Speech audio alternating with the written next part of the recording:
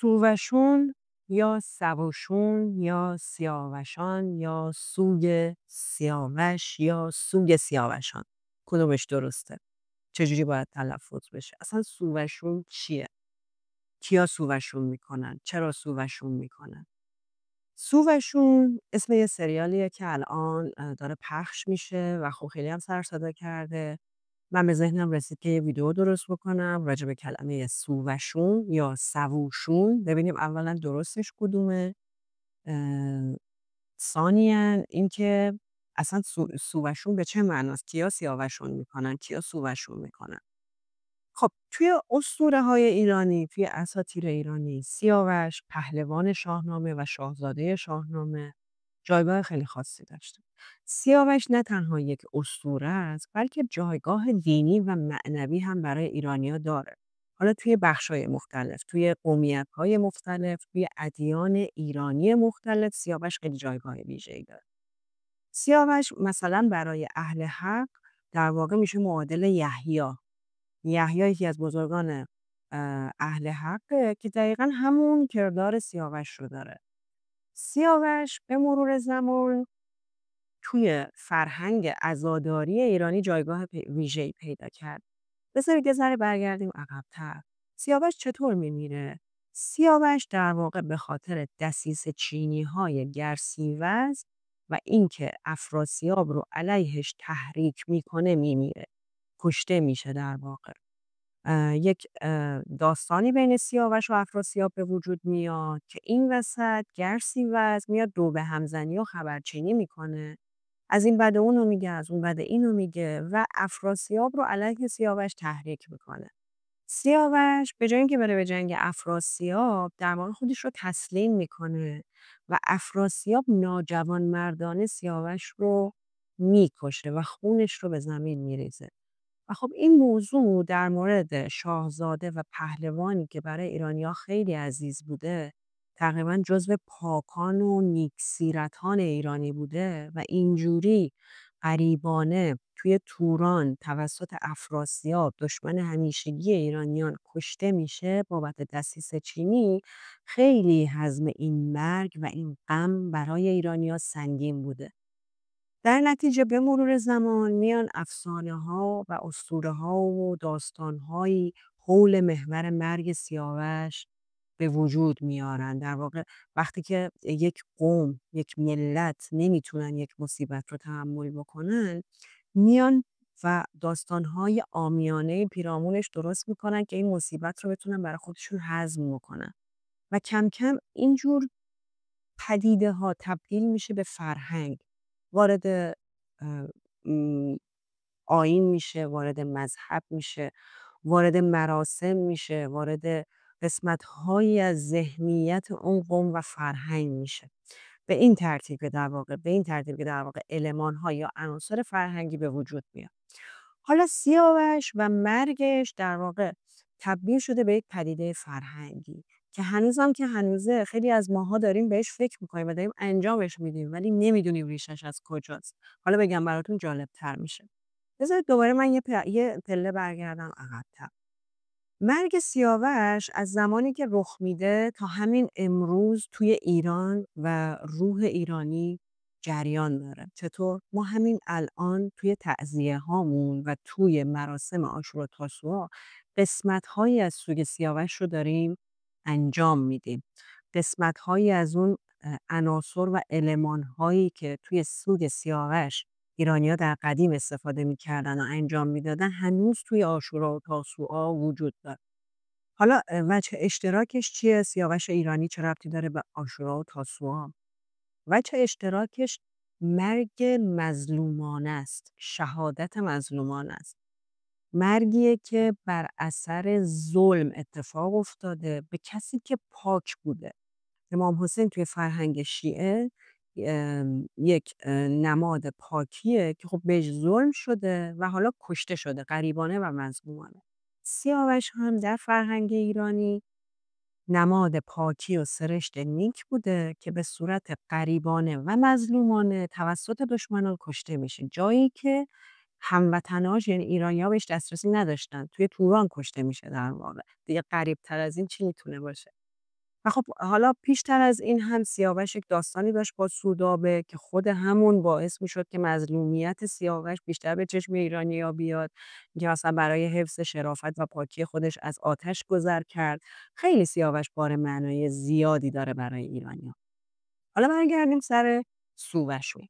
گفتم از همون زمانی که سیاوش اینطور کشته میشه انقدر مظلومانه و غریبانه، سوگ سیاوش در خیلی از پدیده‌های فرهنگی و آیینی ایرانی ها زنده مونده تا به همین امروز، همین 2 ماه پیش که محرم بود، هنوز ما سوگ سیاوش رو داریم. هنوز که هنوزه ما میبینیم که غمگسار سیاوش هستیم. پدیده‌هاش وجود داره، المانهاش وجود داره. چه اتفاقی میفته؟ معمولا توی جنوب ایران مثلا شیراز، قوم بختیاری، قشقایی، سیاوش و مرگ سیاوش رو خیلی براش اهمیت قائلن. هنوز که هنوزه به همون شیوه کهن در واقع سوگ سیاوش رو برگزار میکنن. حالا سوگ سیاوش چطور بوده؟ لباسهای مشکی میپوشیدن، بر سر میزدن، آواز میخوندن، آواز غمگین میخوندن. حالا تبدیل میشه بعداً به تعزیه، بعداً به مداحی کمتر.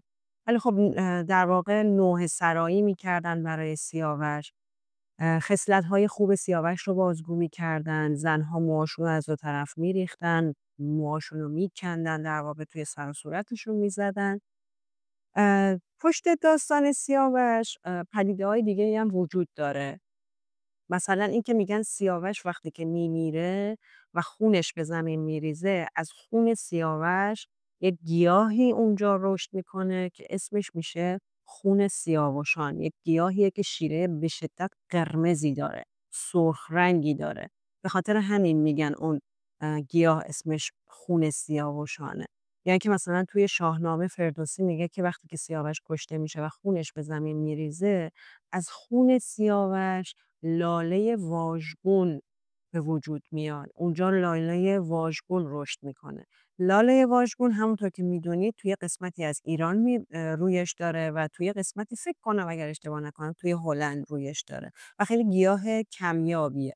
و خب جالبه که لاله واژگون اتفاقا بومی ایران بوده و خب توی کتیبه ها ما لاله واژگون رو داریم. تو کتیبه های هخامنشی و ساسانی لاله واژگون وجود داره و یک نماده در واقع.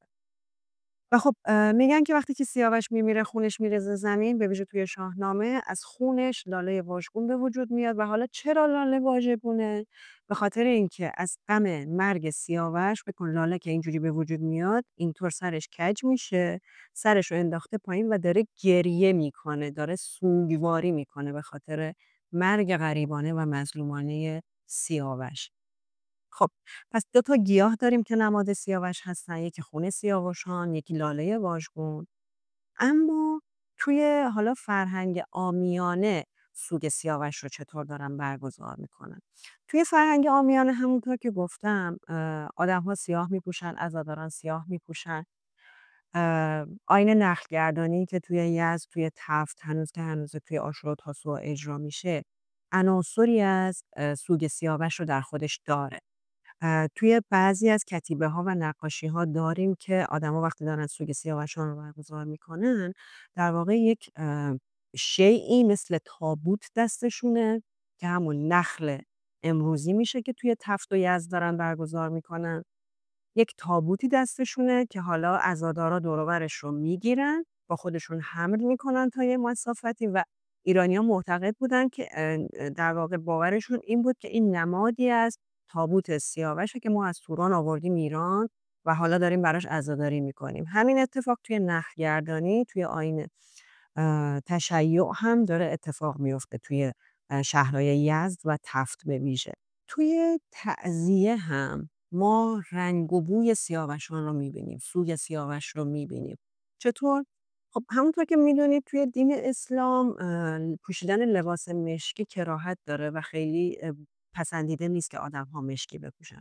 اما ایرانی‌ها اون موقع برای سود، در واقع برای سود سیاوش به ویژه لباس مشکی می‌پوشیدن و عزاداری می‌کردن. خب یکی از نمونه‌هاش در واقع همین پوشیدن لباس مشکیه که ما امروز هم توی محرم لباس مشکی می‌پوشیم. و از اون طرف آوردن اسب توی تعزیه نمادی از سوگ سیاوش که حالا درسته که زمانی هم که امام حسین شهید شد خب طبیعتا اونجا اسب وسیله حمل و نقل بوده، ولی خب زمان سیاوش هم اسب وسیله حمل و نقل بوده، ولی سیاوش با اسب یک پیوند دیگه‌ای داره. همونطور که می‌دونیم توی اسطوره‌های ایرانی اسب جایگاه بسیار بسیار والایی داشته، بسیار جایگاهش ویژه بوده و ایران اتفاقا کشوری بوده اون زمان که پرورش اسب و اصلا وجود اسب‌های وحشی و زاد و ولدشون خیلی زیاد بوده و اصلا یک ثروت به حساب می‌آمده. ولی خب ما توی اسم اسطوره‌های دیگه‌مون هم داریم، مثلا طهماسب، این آسپی که آخر اسم‌های اینچنینی میاد در واقع همون اسبه و خب توی اسم سیاوش هم به باوری کلمه اسب نهفته است. میگن که سیاوش یه اسبی داشته به اسم شبرنگ که شبرنگ همیشه خیلی کمکش میکرده، خیلی هواش رو داشته. همونطور که رخش با رستم یک ارتباطی فراتر از ارتباط مالک و مملوک داشته، سیاوش و شبرنگ هم ارتباطشون با همدیگه فراتر از یک ارتباط مالک و مملوک بوده، صاحب و مسحوب بوده در واقع. به خاطر همین این اسبی که ما الان تو تعزیه می‌بینیم هنوز که هنوزه نمادی از سوگ سیاوش و گفتم همینطور که زن‌ها موهاشون رو باز می‌کنن، مویه و شیون می‌کنن، لباس مشکی می‌پوشن، لباس سیاه می‌پوشن، حضور اسب، حضور نخل، همه اینها نمادهاییه که تو سوگ سیاوش هم ایرانی‌ها داشتن. خب حالا برگردیم ببینیم مثلا معنی کلمه سووشون یعنی چی و کدومش درسته. سووشون در واقع تلفظ محلی دیگه از سوگ سیاوش، سوگ سیاوشان. حالا توی لهجه‌های مختلف این تلفظهای مختلف گرفته. به عبارتی میگن که یه تلفظ درست دیگه‌ش هم سووشونه که توی شیراز و بین ایلات بختیاری بیشتر استفاده میشه سبوشو. هر دوی این تلفظها تلفظهای درستی هستن، چه سووشون چه سووشون. جفتشون درستن. خود سیمین دانشور هم توی رمان سووشون دقیقا این نکته رو بابت رمان سووشون دقیقا این نکته رو میگه که جفتشون تلفظهای درستی هستن و خب سووشون انگار توی شیراز و بین ایلات بیشتر کاربرد داره تا سووشون. ولی خب اهالی ادبیات سووشون هم تلفظ میکنن. گفتم اصلا اشتباه نیست، جفتش درسته. سووشون رو ما خودمون کمتر شنیدیم ولی خب توی شیراز بیشتر استفاده میشه. رمان سووشون هم در واقع رمان ارزشمندیه. این سریالی که تازه ساخته شده و داره پخش میشه برگرفته از همین رمانه، اقتباسی از همین رمانه. من خودم سریال رو ندیدم، ولی رمان سووشون اولین رمانیه که توسط یک زن نویسنده ایرانی منتشر شده. بسیار بسیار رمان ارزشمندیه. حتما اگر خوندینش خوش به حالتون. اگرم نخوندینش و علاقه‌مند هستین توصیه میکنم حتما بخونینش. داستان توی جنگ جهانی دوم اتفاق میفته و خب ماجرای یک خانواده روشنفکر ایرانیه، زری و یوسف، که حالا اتفاقاتی براشون میفته، برای آزادی خواهی تلاش میکنن و حالا ماجراهای دیگه که من نمیخوام نه رمان و نه سریال رو اسپویل بکنم. در واقع اسپویل میشه چی؟ اسپویل میشه افشاگری. نمیخوام افشاگری بکنم در واقع. ولی توصیه میکنم حتما رمان رو بخونید. بسیار ارزشمنده و باعث افتخار ماست.